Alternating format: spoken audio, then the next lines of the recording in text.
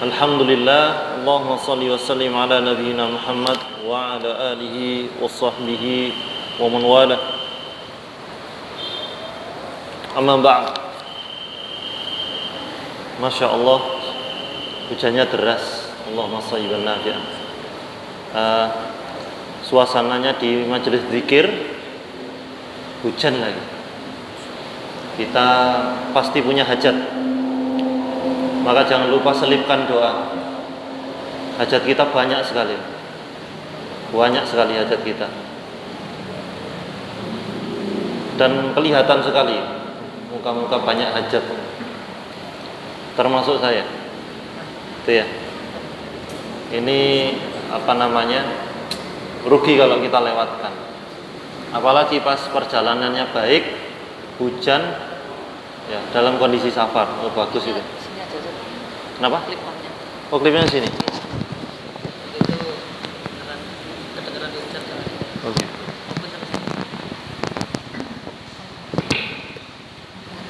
Ya, saya merangkap operator, insyaallah. Baik, kita melanjutkan kajian tentang al-adabu ma'a Rasulillah SAW, yaitu adab kepada Rasulullah sallallahu alaihi wasallam. Nah, bagian terakhir insyaallah.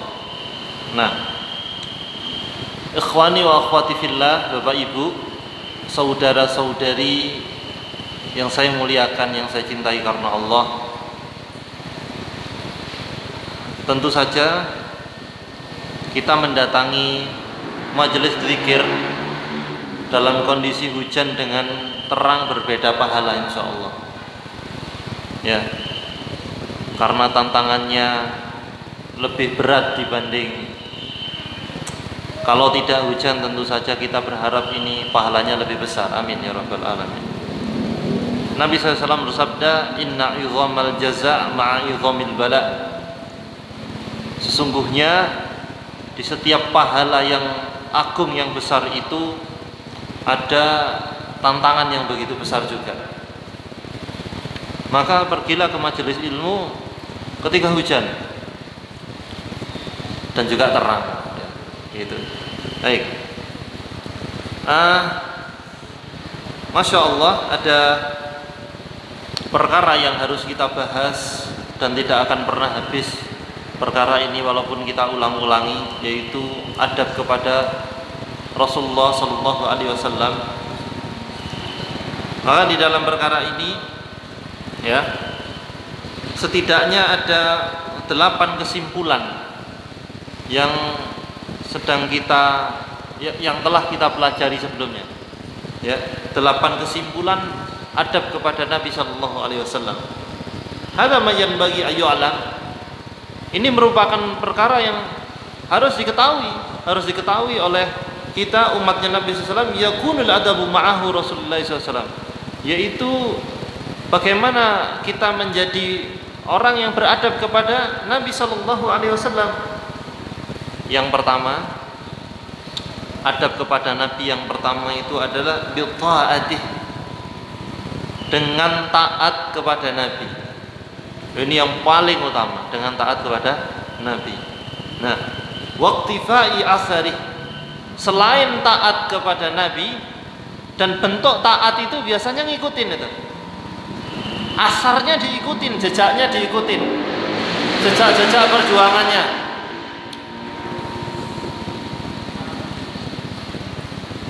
Ini knalpotnya enggak ada, terlalu free flow ya. Ya. Iya, baik. Nah, biasanya taat itu ngikutin. Ya enggak? Taat itu ngikutin. Itu satu paket itu. Maka tidak mungkin dikatakan taat kalau nggak ngikutin. Dan tidak sekedar mengikuti, waqtifai asarih, yaitu betul-betul memperhatikan jejaknya Nabi SAW. Bagaimana caranya mengikuti jejaknya itu? Wa tarassumi khatahu fi jami'i masaliki dunya wad din, yaitu dengan cara mengikuti langkahnya, jalannya. Khuta, khot. Ya. Mengikuti langkahnya Nabi SAW. Bagaimana ketika Nabi mendapatkan cacian, bulian, itu kita harus bagaimana. Jadi taatnya itu tidak sekedar bagaimana ketika Nabi memerintahkan, kemudian kita taat, mengiyakan, tasdik, membenarkan beliau. Tidak sekedar itu, tapi betul-betul menyelami gitu loh. Makanya bahasanya indah, wattarassum. Tahu rasem kan? Itu betul-betul nyelami loh. Khat itu rasemnya diselami. Oh ini indah sekali perjalanan Nabi.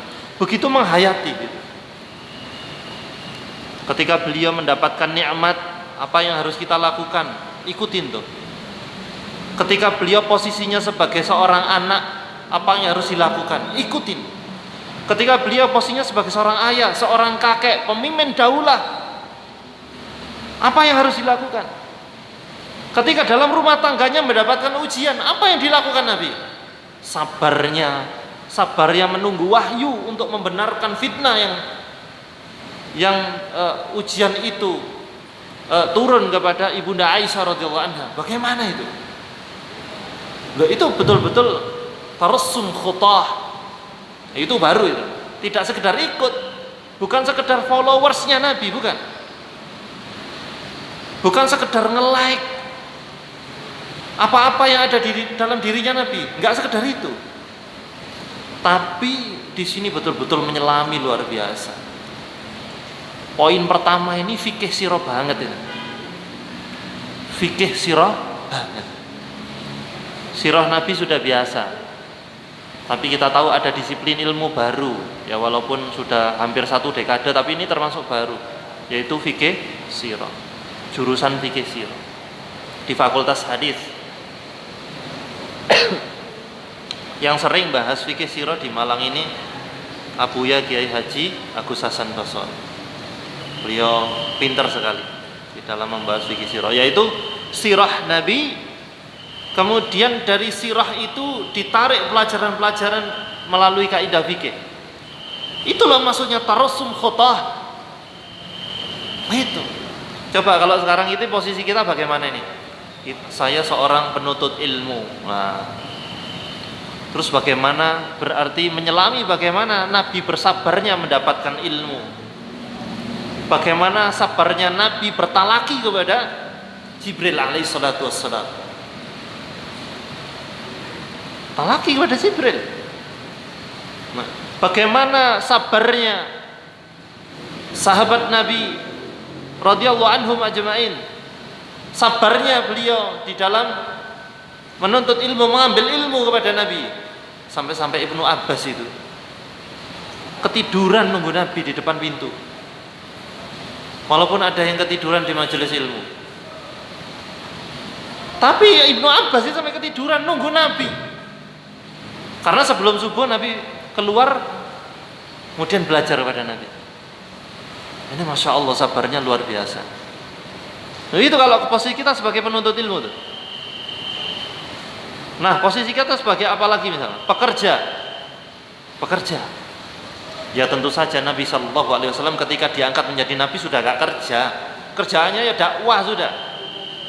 Sebelum jadi Nabi, beliau adalah pedagang. Ya, makanya para ulama itu beda pendapat. Yang pedagang itu Nabi atau Muhammad bin Abdillah. Begitu. Sehingga ada teks syair begitu. Rasulullah adalah pedagang. Ada salah satu guru kami yang nggak terima saya. Nggak tak sebutkan, sengaja nggak tak sebutkan. Khawatir nanti ada nyampe ke telinga yang kurang tepat terus diadu. Ada salah satu guru kita itu nggak sepakat, bukan Rasulullah bukan pedagang. Maka penghinaan luar biasa kalau mengatakan Rasulullah pedagang. Rasulullah itu dai. Rasulullah utusan Allah berdakwah. Ya, yang pedagang adalah Muhammad bin Abdillah. Ya. Dan ya ala kulli hal terlepas dari itu, kita terlepas membahas dari itu, yang paling penting posisi kita sebagai pekerja bagaimana Nabi memerintahkan kepada para sahabat untuk memperhatikan bagaimana pekerjaannya, mencari yang halal, memperhatikan perakatan. Bahkan saking nancepnya ini loh yang dinamakan waqtifai asari wa tarassumu khutahu. Ini yang dinamakan ini mengikuti jejaknya, menyelami bagaimana langkahnya Nabi di dalam kehidupan itu, seperti misalkan Umar bin Khattab radhiyallahu anhu. Coba zamannya Umar, ya, zamannya Umar bin Khattab radhiyallahu anhu, kalau mau masuk pasar, wis ngaji fikih ora, durung, ngalup, engko balik mana kalau sudah bisa. Jangan dikotori pasar ini dengan orang-orang yang tidak berilmu. Begitu. Nah ini kita terapkan tidak apa-apa. Misalkan isu-isu saat durung subuh iku ndek wong dodol kubis ngono iku, wis ngaji fikih ya. Lek gelem benjut sih ya. Tapi ini dilakukan harus dengan power, yaitu dengan kekuatan politik, yaitu dengan tanda tangannya pemimpin, baru bisa. Tapi ya begitu kenyataannya sekarang ini. Begitulah kenyataannya. Ya, yaitu tidak memperhatikan jejaknya Nabi Shallallahu Alaihi Wasallam, tidak menyelami bagaimana langkahnya Nabi. Bukan hanya dalam perkara agama, karena penulis mengatakan fi jami'i masalikid dunya wad din, di dalam perkara-perkara urusan agama dan dunia dan agama. Ya, dalam urusan dunia juga. Walaupun para usuliyin itu, para pakar usul fiqh, kalau memaknai sunnah itu membagi menjadi dua. Sunnah maksudnya adalah apa-apa yang ada di dalam diri Nabi yang ada muatan nubuahnya, jadi bisa dipastikan itu wahyu. Kemudian ada juga masalah perkara tabiatul insaniyah, tabiatnya manusia. Nah, sehingga para pakar usul begitu. Kalau ini berdasarkan wahyu berarti ini tasyri', ini masyru' disyariatkan. Kalau ini perkara manusiawi. Contohnya apa perkara manusiawi? Dunia ya, perkara dunia apa misalkan? Nah, makan. Ini IPM banget ya. Karena di di manhaj tarjih itu ada umuri dunyawiyah, itu ghairu tasyri'. Contohnya adalah strategi perang. Contohnya perang Khandaq itu. Sebentar. Apakah semua yang dilakukan Nabi berdasarkan wahyu? Kita sepakati dulu ini. Semua berdasarkan wahyu enggak? Enggak semuanya kan? Yaitu perkara-perkara dunia enggak kan? Kalau perkara agama, misalkan berhubungan dengan ayat, ya, perkara-perkara gaib, itu berdasarkan wahyu. Makanya masalah makan tadi tidak semuanya manusiawi. Misalkan perintah makan dengan tangan kanan, karena setan makan dengan tangan kiri, itu ada perkara gaib enggak? Gaib, berarti wahyu. Mas Wahyu tekan ya. Dan ini perkara wahyu. Nah, yang perkara duniawi itu seperti strategi perang. Pemerintahan itu perkara dunia apa? Wahyu. Sistem.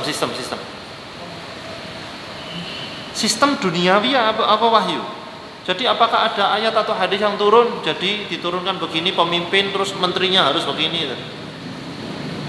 Perkara duniawi apa wahyu? Nubuah. Prinsip-prinsip dasarnya nubuah, yaitu berbuat adil, berendah diri kepada orang yang mengikuti, ya. Tapi untuk sistem perkara duniawi. Makanya ini yang digunakan sebagian ulama, tidak masalah dengan sistem yang ada, ya. Ini masuk ke pemikiran, ya. Jadi pemikiran dunia, masalah dunia, misalkan apa lagi? Kenapa? Bertani, begitu. Bertani itu masalah duniawi ya. Tapi prinsip-prinsipnya ikut. Nah,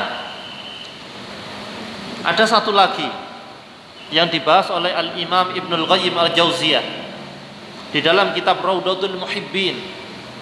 Ketika itu beliau mengunjungi ibunda Maria Al-Qibtiyah radhiyallahu anha. Waktu itu beliau mengandung Ibrahim. Nah, beliau dari Mesir kan. Beliau itu membawa kerabatnya laki-laki. Kerabat. Nabi sudah tahu itu. Lama-lama ketika Nabi mengunjungi kok ada kerabatnya, cemburu. Langsung Nabi berubah ekspresinya, keluar rumah. Umar tahu. Ya Rasulullah, kenapa engkau berubah? Ekspresinya berubah. Kemudian cerita Rasulullah begini dan begitu, begini dan begitu. Ya. Wow, jenenge Umar diadui ngono. Lho, ya ndak kate engko. Laduk Umar digawa, pedangnya sudah diunuskan begini pedangnya. Oh, tak beli arek iki jare Umar ngono ya. Masuk rumah, lho ono arek lanangi. Laki-lakinya ada di dalam rumah. Kate ditebas kemudian langsung sambil rodok ngomel-ngomel gitu. Setelah itu laki-laki kerabatnya ini ditunjukkan begini. Ternyata beliau adalah laki-laki yang dikepiri habis. Guru habis. Bayang arek iki bayang langsung ini. Sehingga Nabi langsung turun amarahnya. Tapi ini cemburu yang boleh. Karena ada cemburu yang dibenci oleh Allah Subhanahu wa taala, yaitu al-ghairatu bima yunkih, yaitu cemburu yang tidak pada tempatnya. Kalau ini pada tempatnya, wong ambek bojone kok cemburu. Nah, tapi ini kerabatnya, walaupun kerabatnya. Langsung amarah Nabi turun. Imam Ibnu Qayyim mengatakan Nabi menunjukkan kemanusiaannya, tabiat kemanusiaan, dan tidak masalah, tidak mengurangi kemuliaannya Nabi Shallallahu Alaihi Wasallam. Seandainya itu nubuah, pasti kemudian wahyu langsung turun, ya enggak? Wahyu langsung turun, aman, istrimu aman. Ya. Dan termasuk bagaimana ketika Allah membiarkan fitnah itu tidak kunjung diberi pembenaran dengan wahyu, yaitu fitnah kepada ibunda Aisyah radhiyallahu anha. Kenapa ini? Karena sifat kemanusiaannya harus muncul. Termasuk ketika beliau sengaja ditidurkan oleh Allah Subhanahu wa taala setelah subuh, perjalanan safar dengan para sahabat, ya tak? Pernah sekali ketiduran dengan para sahabat sehingga sholat subuhnya, yaitu matahari hampir meninggi, sekali ketiduran. Nah, ya beda tipis dengan kita berkali-kali itu. Sesekali Nabi, sekali ketiduran. Dan memang sengaja Allah buat kondisinya kayak gitu biar jadi syariat itu. Karena tahu umatnya Nabi itu bangkongan. Begitu ya. Itu sifat-sifat kemanusiaan. Tapi bukan berarti tidak bisa diambil pelajaran, termasuk bagaimana Muhammad bin Abdillah qabla al-bi'tsah, sebelum diutus, itu sebagai pedagang. Tapi ibrahnya bisa digunakan. Bagaimana jujurnya, perakatannya jelas. Kalau mempresentasikan sifat mabi', barang dagangan itu jelas. Ya begitulah. Yang dimaksud yaitu watarussumu khutahu, yaitu betul-betul menyelami, menghayati langkah-langkahnya Nabi Shallallahu Alaihi Wasallam dalam setiap kehidupan. Kalau menjadi pemimpin juga begitu. Ya. Baik, itu ada pertama, yaitu bitaatih, dengan taat kepada Nabi Shallallahu Alaihi Wasallam. Kemudian poin kedua adalah Allah yuqaddima ala hubbihi wa tawqirihi wa ta'zimihi hubbu makhluk, yaitu tidak mendahulukan cintanya makhluk daripada cintanya kepada Nabi Shallallahu Alaihi Wasallam. Ta'zimnya, cintanya itu harus lebih kepada Nabi, harus lebih, nggak bisa tidak. Nah, monggo Ustaz. Harus lebih cintanya. Jadi cara ngetesnya gampang ya. Cara ngetesnya gampang. Ada nggak yang sedang jatuh cinta? Ada yang sedang jatuh cinta? Masa enggak Pak? Saya jatuh cinta saya sedang jatuh cinta. Nah, kalau sampai jatuh cinta saya kepada zat makhluk ini melebihi cinta kepada Nabi, berarti saya gagal beradab kepada Nabi. Lebih rela membuat Nabi nggak bangga dibanding membanggakan diri kepada makhluk, dibanding membuat makhluk ini bangga. Ini nggak ada belas kepada Nabi, belas tidak ada adabnya. Ya, makanya termasuk di poin-poin terakhir nanti akan dijabarkan itu. Kayaknya nggak sampai selesai. Ya. Bagaimana ta'zimnya? Kalau sampai ta'zim kepada makhluk itu lebih besar daripada kepada Nabi penghormatannya, berarti kita nggak adab kepada Nabi.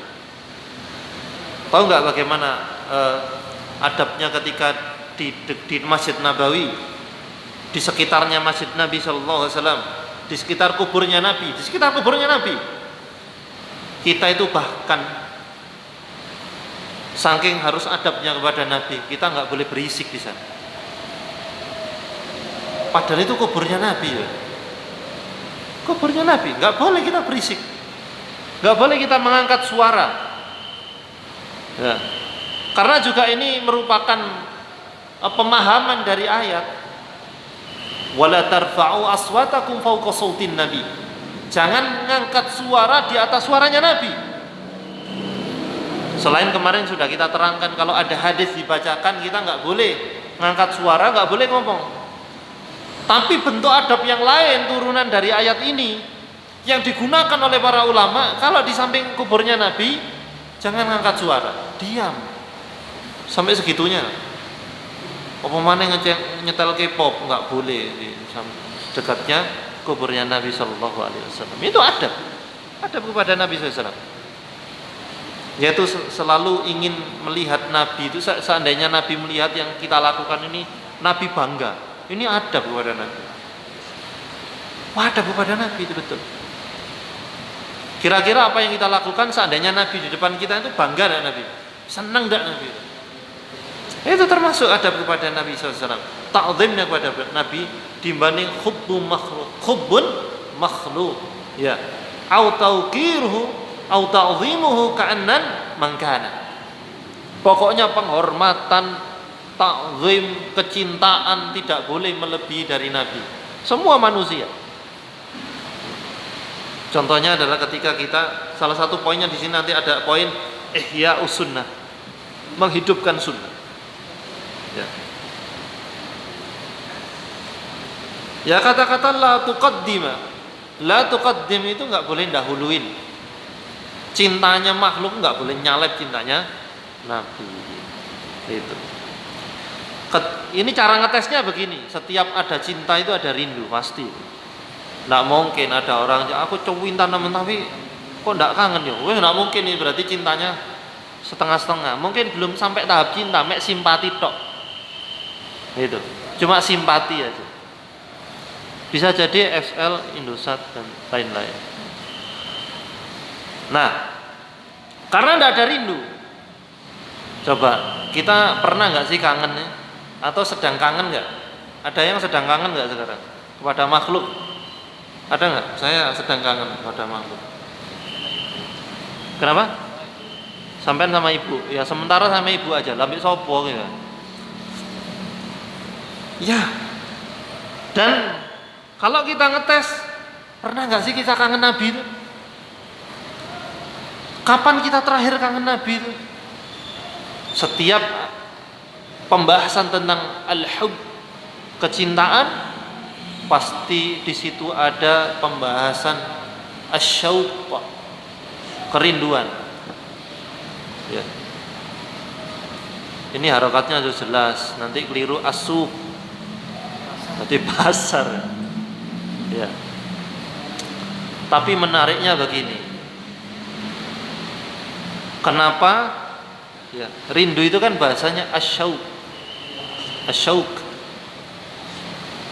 Tapi kalau qafnya diganti kaf, sauq bil hams, artinya jadi apa? Duri. Kenapa ini berdekatan? Karena rindu itu perih, Bos. Nggak enak, rindu sakit. Tapi beda, kalau rindu kepada Nabi beda. Ya rada-rada ampak titik, tapi membuat kita itu semakin tidak cinta kepada dunia. Kepingin segera mati aja itu. Ya kita tahu bagaimana kita mensifati dunia sebagai orang beriman. Ad-dunya itu merupakan sijnul mu'min wa jannatul kafir. Dunia ini penjaranya orang mukmin dan surganya orang kafir. Hanya orang kafir yang kerasan di dunia ini. Atau mungkin minimal ada orang beriman punya mental orang kafir, kerasan di dunia. Wedi banget tuh lo mati tuh. Wallahi orang beriman nggak gitu. Makanya para ulama yang di penjara itu mereka tidak tambah sedih. Coba cek ulama-ulama yang di penjara. Syekhul Islam Ibnu Taimiyah. Imam Syafi'i pernah penjara nggak? Pernah. Imam Ahmad pernah. Buya Hamka pernah. Sayyid Qutb pernah.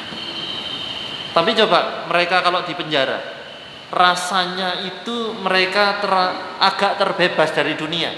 Buya Hamka menyelesaikan tafsir Al-Azhar di penjara. Sayyid Qutb menyelesaikan fi dhilalil Quran di penjara. Dan bagaimana Syekhul Islam Ibnu Taimiyah rahimahumullah, dia sampai meninggal di penjara.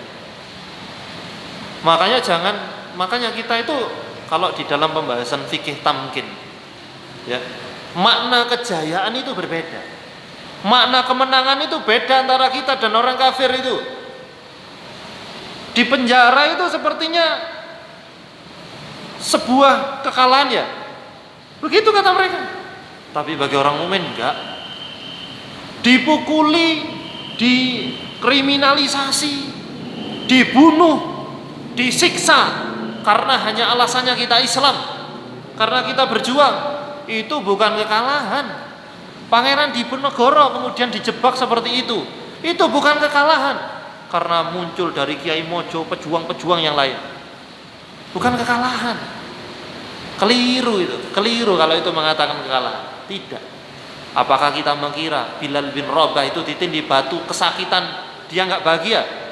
Bahagia dia walaupun sakit, karena kadang-kadang tidak bisa dijadikan satu sejalan antara, berbanding lurus antara kesakitan yang ada dan kebahagiaan itu. Kadang-kadang nggak begitu, hanya keimanan yang bisa jawab. Bagaimana Sumaiyah dibelah jadi dua itu, sakit itu prosesnya itu. Wanita syahidah pertama. Tapi apakah sedih? Enggak. Sakit ya? Iya sakit. Sakit itu. Dibully enggak enak ya? Enggak enak. Dikriminasi enak? Enggak enak. Sakit. Tapi kebahagiaan itu karena iman. Dan sebagaimana kita termasuk ketika beradab kepada Nabi sallallahu alaihi wasallam, yaitu di dalam hal poin 3 tak loncati ya, poin 3. Muwalatu man kana yuwali, yaitu menjadi wali, menjadi penolong, yaitu penolong orang-orang yang menolong agamanya Nabi. Nah, itu bentuk adab loh. Kita harus bisa paham posisi kita itu di mana itu.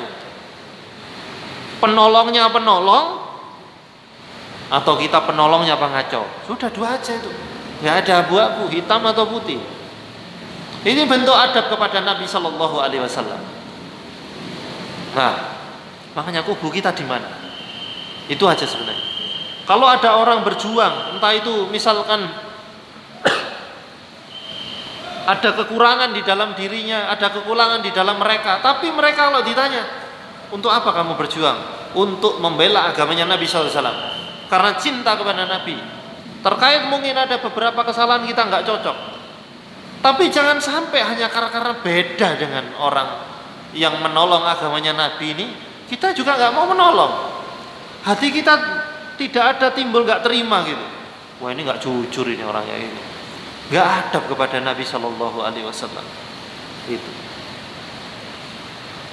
Wa mu'adatu man kana yu'adi, yaitu mu'adah itu aduun.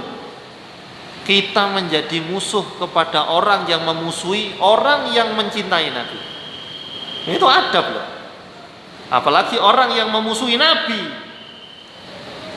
Ada orang yang menghina Nabi, memusuhi Nabi di Eropa sana. Misalkan kita sebut inisialnya negara Prancis. Kemudian ada boikot produk-produk Prancis. Lah kok ada orang rame-rame, pada orang lain rame-rame memboikot produk Prancis, ini ada seorang pergi ke warung Prancis. Nah, ya inisial Abu Janda gitu misalkan. Nah ini nggak cocok, kubunya sudah jelas itu, sudah jelas kubunya. Kita paham kita ada di posisi mana, karena muwalatu man kana yuwali, yaitu menjadi penolong, menjadi wali orang yang menolong agamanya Nabi. Mu'adah, menjadi musuh pada orang yang memusuhi Nabi dan memusuhi orang yang mencintai Nabi, orang yang berjuang di dalam jalannya Nabi sallallahu alaihi wasallam. Wal ridha bima kana yardahu bih. Kita itu ridha, ini adab kepada Nabi. Kita itu ridha kepada orang yang ridha kepada Nabi, kepada orang yang ridha terhadap ajarannya Nabi Shallallahu Alaihi Wasallam. Itu sampai segitunya adab kepada Nabi. Tata krama kepada Nabi itu sampai segitunya itu loh. Dan ini perkara yang sangat mendasar di dalam keimanan. Kalau di sini kita gagal, ya maaf, kita itu ingin satu surga dengan Nabi. Kita ini ingin satu surga dengan para sahabat, tapi kok kubunya nggak jelas gitu. Adabnya belum selesai kepada Nabi, sulit kita ke sana. Sementara perkara adab ini adalah perkara yang sangat agung, perkara yang sangat tinggi. Lah bagaimana nggak tinggi? Al adab fauqal ilm. Adab itu di atasnya ilmu, dan ini perkara yang mendasar. Adab kepada Allah selesai, adab kepada Nabi selesai. Sulit kita satu surga dengan Nabi kalau ini belum selesai. Kubu kita nggak jelas, bukan kelompok ya, kubunya nggak jelas. Like kelompoknya mungkin macam-macam kelompoknya, ya. Tapi ini kubunya harus jelas. Baik. Kemudian adab ketiga tadi, adab ketiga tadi. Ini adab keempat, yaitu ijlalus mih wa tawqiruhu 'inda dzikri, yaitu mengagungkan namanya ketika nama Nabi disebut. Allahumma sholli ala Muhammad, sekali-sekali kayak tetangga sebelah. Nah ini ketika Nabi disebut kok kemudian kita tidak bersolawat. Bentuk pemuliaan Nabi, bentuk memuliakan namanya Nabi ketika disebut adalah membaca sholawat ketika Nabi disebut. Apa sulitnya gitu loh. Makanya sampai ada komunitas khusus, yaitu sholawat everyday. Ya Bil, sholawat everyday. Mungkin kita saking semangatnya kita juga bikin komunitas sholawat every second, setiap detik sholawat. Atau sholawat everywhere, kan oleh aja. Nah, ini saking luar biasanya. Berarti bisa dicek deh bagaimana adab kita kepada Nabi itu. Sudahlah, tidak usah hari ini. Di malam Jumat dan hari Jumat kemarin kita berapa kali sholawatnya? Ada 100 nggak ya? 100 ada enggak sholat kita? 1000 ya, 1000. 50, 10. Ya Allah, betul-betul kelihatan kita itu tidak punya unggah-ungguh kepada Nabi. Coba bayangkan, kita ingin satu surga loh kepada sama Nabi, tapi sholawat kita sedikit. Sementara kita sering mencaci orang kalau punya acara sholawatan pakai panggung, dicaci. Ya mungkin bisa jadi menyebabkan macet beliau, tapi ngapain dicaci kecintaannya kepada Nabi. Kalau nyaci kelompok lain, wow kenceng, tapi kalau ditanya salawate sampean piro hari ini, aduh ping telu paling, mungkin lali, mungkin tidak. Coba kita itu kadang-kadang cuma pura-pura cinta kepada Nabi, suka mencaci orang yang berbeda, tapi sementara kita itu nggak pernah sholawat, nggak jujur hati kita. Kita itu sebenarnya yang kita bawa apa sebenarnya? Yang kita bawa itu mendakwakan agama Allah atau mendakwakan kelompok kita? Tidak jujur kita sebenarnya. Sungguh tidak jujur sama sekali. Nah, maka dari itu, ikhwani wa akhwati fillah barakallahu fikum. Inilah bentuk bagaimana adab kepada Nabi sallallahu alaihi wasallam. Wassalatu wassalamu alaihi, yaitu bentuknya ketika beliau namanya disebut, yaitu kita bersolawat kepada Nabi, dan termasuk di dalamnya adalah wasta'dhamuhu wa taqdiru syama'ilihi wa fadailihi, yaitu betul-betul karena kita menyebut, ketika disebut nama Nabi kita bersolawat, kita mengagungkan Nabi dengan kadar pengagungan yang sempurna, dengan kadar pengagungan yang banyak. Wallahu a'lam bishawab. Ada yang diskusi monggo?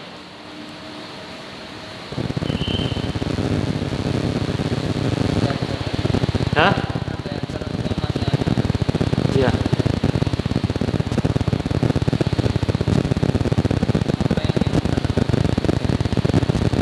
Ya. Ini pertanyaan menarik. Kira-kira ketika Nabi melihat kita dalam kondisi ini dan Nabi di hadapan kita, apa yang kita katakan? Kita mau ngomong apa sama Nabi itu? Sholat ya sering telat, komunikasi interaksi dengan Al-Quran ya jarang, akhlak ya masih buruk, pada orang tua yang lama sih. Apa yang kita lakukan? Urun dalam dakwah ya kurang, kita dakwah ya setengah-setengah, belajar lek males ya ndak teko, lek pas bolong udele teko. Coba apa yang harus kita katakan kepada Nabi ketika Nabi ada di hadapan kita? Maksiat ya alhamdulillah rutin. Coba apa yang kita katakan kepada Nabi? Coba, ini tidak adab kepada Nabi sallallahu alaihi wasallam. Karena termasuk di antara adab kepada beliau adalah, yaitu dikatakan di sini adalah wa yuqdal fasikin wa mu'ahadatihim wa baghdih, yaitu rasa tidak suka kepada orang-orang fasik, tapi bukan kepada orangnya, tapi kepada kelakuannya, kefasikannya itu loh. Mana mungkin kita adab kepada Nabi dengan nggak suka kepada perilaku fasik, sementara kita fasik. Nggak adab kepada Nabi kita, nggak adab sama sekali. Sik nakal dari dulu, mulai cilik sampai umur segini ini sik nakal. Ini tidak adab kepada Nabi, tidak membuat Nabi bangga itu, tidak berupaya agar Nabi bangga kepada kita. Nggak adab sama sekali kepada Nabi. Toto kromonya rawono. Ya, baik. Ada pertanyaan lain enggak? Kalau ada setelah azan, monggo azan dulu. Atau dua? Nggih, monggo.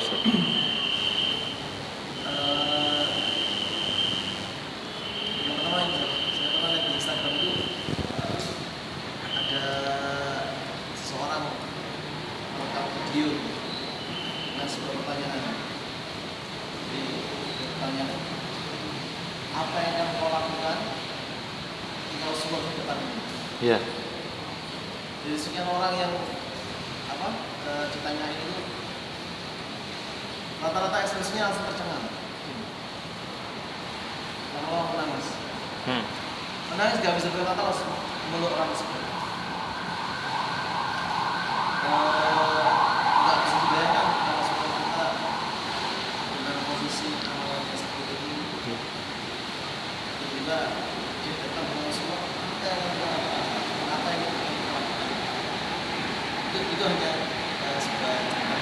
Ya. Kalau setelah kita mendengarkan kajian atau mendengar Rasulullah, ternyata banyak sekali di antara kita yang tidak ada pada Rasulullah. Kemarin yang saya tanyakan bagaimana ada ketika kita mendengarkan sebuah hadis dibacakan, terus bagaimana kita ikut Rasulullah, banyak sekali padahalnya belum kita lakukan. Coba kerjanya kayak ini dulu saja. Kalau kami muda ini biasanya kalau kajian satu beja ya duduk di depan ini. Kalau pas kajiannya lain biasa. Kira-kira nasihat Ustaz untuk kami semua supaya kita istilahnya semangat untuk menjaga adab semua ini seperti apa? Baik. Masya Allah. Pertanyaannya berat sebenarnya. Itu memberikan wasiat bagaimana caranya beradab kepada Rasulullah. Yaitu yang pertama ya belajar agar kita tahu cara. Orang itu pasti semuanya tahu pisang goreng. Pasti. Bahannya ya gedang, tepung terigu, itu tepung terigunya yang protein rendah. Tapi andaikan diberitahukan itu resepnya begitu, disuruh goreng, tidak semuanya orang akan bisa mendapatkan rasa pisang goreng yang enak. Karena tidak belajar. Salah paham dia. Bisa jadi dikai tepung cakra kembar, tidak cocok. Ini nganggo roti. Kurang renyah. Gini banget kan? Gitu. Nah, kita juga gitu. Coba ketika kami juga itu belajar adab ini, waktu itu kepada guru, adab kepada Rasulullah. Waduh, ini ternyata adab kepada Nabi. Ya nasihatnya tidak ada yang lain kecuali belajar agar tidak salah paham. Dan yang belum kita ketahui banyak sekali, jangan merasa santai. Termasuk saya, banyak yang belum saya ketahui. Banyak. Siapa di antara kita yang sudah belajar adab kepada diri sendiri? Hatam. Masih belum. Belum lagi beradab kepada tumbuhan, sudah belajar. Kepada hewan, kepada tetangga, kepada orang yang lebih muda, kepada orang yang lebih tua, kepada pemerintah. Ini kita belum belajar. Masih banyak yang belum kita pelajari. Dan yang berikutnya belajarnya jangan loncat-loncat, yang manhajiyah begitu. Diawali dari belajar adab. Belum belajar adab langsung belajar fikih. Kereng tadi ini. Fikih ini wilayahnya perbedaan. Kalau tidak belajar adab, dadanya itu sempit. Karena dada itu memang secara fisik itu ya punya ruang. Tapi ketika disebutkan sudur, sadr, itu maknanya tidak sekedar dada tapi hati. Alladzi yuwaswisu fi sudurinas, yaitu syaitan yang memberikan was-was di dada manusia. Apa kita membayangkan setan terus didodong ini? Kan enggak gitu. Ini maknanya sudur ini adalah hati. Karena hati itu ruangannya tidak bisa diukur, luas sekali. Sehingga yang bisa menyentuh hati, mengolah hati itu adalah adab dan akhlak. Itu yang harus ditenani betul. Makanya walaupun hujan datang, Masya Allah, jazakumullah khairan, luar biasa ini pilihannya Allah. Belajar adab itu penting. Dan yang berikutnya ketika belajar, ini wasiat terutama untuk diri saya sendiri. Belajar itu kosongkan cangkir. Kalau belajar sudah membawa kecenderungan hanya karena beda sedikit, tidak akan diterima hanya karena beda. Dikosongkan, jangan membawa kecenderungan ketika belajar. Dikosongkan betul. Karena salah satu adab menuntut ilmu di antara 100 adab menuntut ilmu adalah rendah hati. Ilmu tidak cocok itu kepada orang yang sombong. Karena ketika hadir sudah merasa lebih baik daripada yang memberikan ilmu. Sudah merasa, wah aku ini lebih begitu. Tidak akan masuk. Wallahi tidak akan masuk ilmu. Tidak cocok. Karena itu ilmu milik orang yang rendah hati. Wallahu a'lam bishawab. Itu yang paling mendasar. Barakallahu fikum, kira-kira itu yang kita sampaikan. Insyaallah pekan depan kita akan melanjutkan poin 5, 6, 7, 8, yaitu beradab kepada Kanjeng Nabi Muhammad sallallahu alaihi wasallam. Setelah itu kita akan belajar adab melanjutkan yang kemarin, yaitu adab kepada Al-Qur'an, kepada kalamullah. Paling yang kita pikirkan begini, adab pada Al-Qur'an ya paling wudu ngono iku. Ternyata enggak. Ternyata tidak sesempit itu. Ilmu ini luas, sehingga kita harus bersabar di dalam ngaji ya. Alhamdulillah, Allahumma shalli wa sallim ala nabiyina Muhammad. Subhanakallahumma wa bihamdika asyhadu an la ilaha illa anta astaghfiruka wa atubu ilaik. Wassalamualaikum warahmatullahi wabarakatuh.